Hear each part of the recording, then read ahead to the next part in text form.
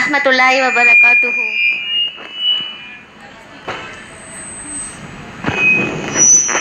வசலாத்து வசலாமு அலா செய்தினா முஹம்மதின் வலா ஆலிஹி வசஹ்பிஹி அஜ்மைன் அமா பாதத். அளவற்ற அருளாளனும் நிகரற்ற அன்புடன் ஆகிய அல்லாஹ்வுக்கே எல்லா புகழும். மேலும் சாந்தியும் சமாதானமும் நம்முடைய தலைவர் முகமது நபி ஸல்லல்லாஹு அலைஹி வஸல்லம் அவர்களின் மீதும், அவர்களின் குடும்பத்தினர்கள் மீதும், அவர்களின் தோழர்கள் மீதும், இன்னும் இங்கு கூடியிருக்கும் நம் அனைவரின் மீதும் உண்டாவதாக. இன்னைக்கு நான் பேச போகிற தலைப்பு கால்களை பாதுகாப்போம். நமக்கு அல்லாஹ் வழங்கிய ஏராளமான அருட்கொடை இருக்குது. அதில் ஒரு அருட்கொடை தான் நம்மளோட காலாக இருக்குது. இன்னும் அல்லாஹ் திருக்குர்ஆனில் சொல்கிறான், லகத ஹலக்கனல் இன்சான ஃபீ அஹ்ஸனி தக்வீம். நிச்சயமாக நாம் மனிதனை அழகிய அமைப்பில் படைத்தோன். கால்கள் நல்ல பாதையில் போகுதா, இல்லை நம்ம கால்கள் தீமை பாதையில் போகுதான்னு நம்ம தான் சிந்தித்து பார்த்து அதுக்கேற்றபடி இருக்கணும். நல்ல பாதையில் நடக்க பழகிக்கணும். நபி ஸல்லல்லாஹு அலைஹி வஸல்லம் அவர்களோட கால்கள் நன்றியுள்ள அடியாரின் பாதங்களாக இருந்துச்சு. ஒரு நாள் இரவில் நபிகள் நாயகம் ஸல்லல்லாஹு அலைஹி வஸல்லம் இரவு நேரம் நீண்ட நேரமாக தொழுதுகிட்டு இருந்தாங்க. ஆனால் நான் தொழுதுன்னே இருந்ததுனால அவங்க காலோட பாதங்கள் வீங்க ஆரம்பிச்சிச்சு. இதை கண்ட ஐஷா ரலியல்லாஹு அன்ஹு அல்லாவின் அடியாரே, உங்களுடைய முன்பின் பாவங்கள் தான் மன்னிக்கப்பட்டுச்சு, இன்னும் நீங்கள் ஏன் இந்த அளவுக்கு தொழுறீங்க அப்படின்னு கேட்டிருக்காங்க. அதுக்கு நபிகள் நாயகம் ஸல்லல்லாஹு அலைஹி வஸல்லம் சொல்கிறாங்க, அஃபலா அகூன அபரங் ஷகூரா, நான் நன்றியுள்ள அடியாராக இருக்க வேண்டாமா அப்படின்னு அவங்களுக்கு பதில் அளிச்சிருக்காங்க. நபியோட கால் தொழுகையிலையும் அல்லாஹ்வுக்கு செஞ்ச வணக்கத்தாலையும் சோர்வடைஞ்சிருக்கு. ஆனால் நம்மளோட கால்கள் எதற்காக சோர்வடையுதுன்னு நம்ம சிந்திட்டு பார்க்கணும். பள்ளிவாசலை நோக்கி நடக்கும் ஒவ்வொரு அடியும் நன்மையான அடியாக தான் இருக்குது. இப்போ நம்ம ஒழு செஞ்சுட்டு நடக்கிறோன்னா அது நம்மளுக்கு ஒரு நன்மை. பள்ளிவாசலுக்கு நடக்கிறோன்னா அது ஒரு நன்மையாக இருக்குது. அப்துல்லா இப்னு மஸ்ஊத் ரலியல்லாஹு அன்ஹு ஒரு ஹதீஸில் அறிவிக்கிறாங்க, யார் ஒருவர் நன்றாக ஒழு செஞ்சு பள்ளிவாசலுக்கு நடந்து வராங்களோ அவங்களுக்கு நன்மைகள் எழுதப்படுது, இன்னும் அவங்களோட பாவங்கள்லாம் மன்னிக்கப்படுதுன்னு சொல்கிறாங்க. ஒரு அடி எடுத்து வச்ச ஒரு நன்மை, இன்னொரு அடி எடுத்து வச்ச மற்றொரு நன்மை, இன்னொரு அடி எடுத்து வச்சா ஒரு பதவி உயர்ந்து நபி ஸல்லல்லாஹு அலைஹி வஸல்லம் அவங்களுமே சொல்கிறாங்க. யா அல்லாஹ், எங்கள் கால்களை பள்ளிவாசலுக்கு நடக்க செய்வாயாக.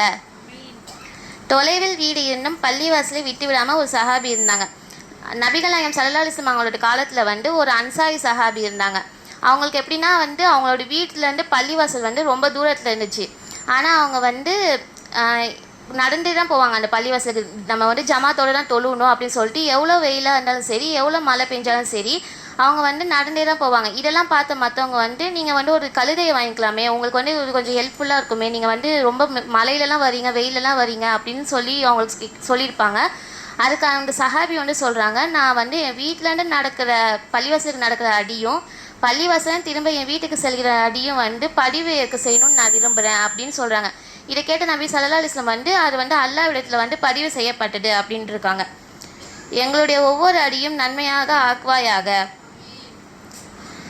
ஒழுவும் நமது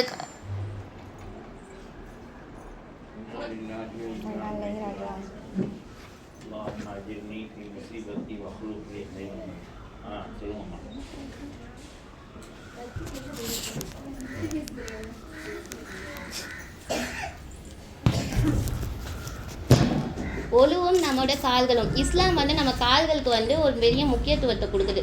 உஸ்மான் ரலியல்லாஹு அன்ஹு அவங்க நபி ஸல்லல்லாஹு அலைஹி வஸல்லம் எப்படி ஒழுவு செஞ்சுருக்காங்க அப்படின்னு மக்களுக்கு காட்டியிருக்காங்க.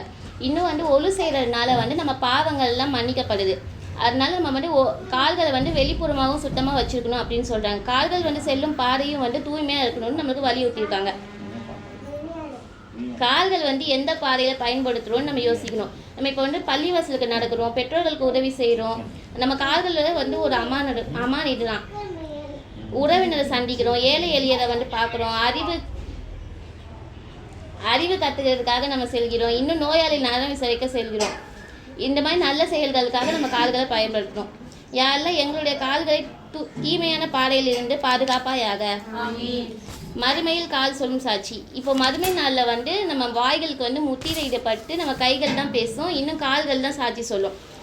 தஷஹது அர்ஜுலுஹும் பிமா கானூ யக்ஸிபூன், அவர்கள் செய்து கொண்டிருந்தவற்றை அவர்களின் கால்கள் சாட்சி சொல்லும் அப்படின்னு அல்லாவே சொல்கிறான்.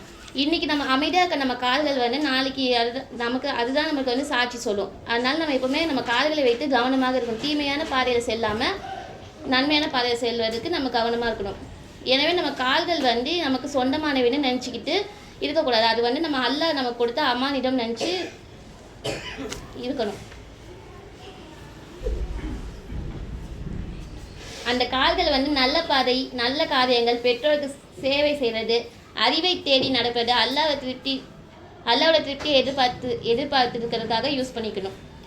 நபிகள் நாயகம் ஸல்லல்லாஹு அலைஹி வஸல்லம் அவங்களோட பாதங்கள் வந்து அல்லாஹ்வினோட வணக்கத்தில் நின்றது. சஹாபாக்களின் கால்கள் வந்து பள்ளிவாசலை நோக்கி நடந்தது. நாமளும் நம்மளோட கால்களை வந்து நல்ல பாதையில் நடக்க செய்வோமாக. யா அல்லாஹ், மறுமையில் எங்களுடைய கால்களை எங்களுக்கு எதிராக அல்ல, எங்களுக்கு சாதகமாக சாட்சி சொல்லக்கூடியவர்களாக ஆக்குவாயாக. வாஹிதவானா அனில் ஹம்துலில்லாஹி ரபில் ஆலமீன். அஸ்ஸலாமு அலைக்கும் வரஹ்மத்துல்லாஹி வபரகாத்துஹு.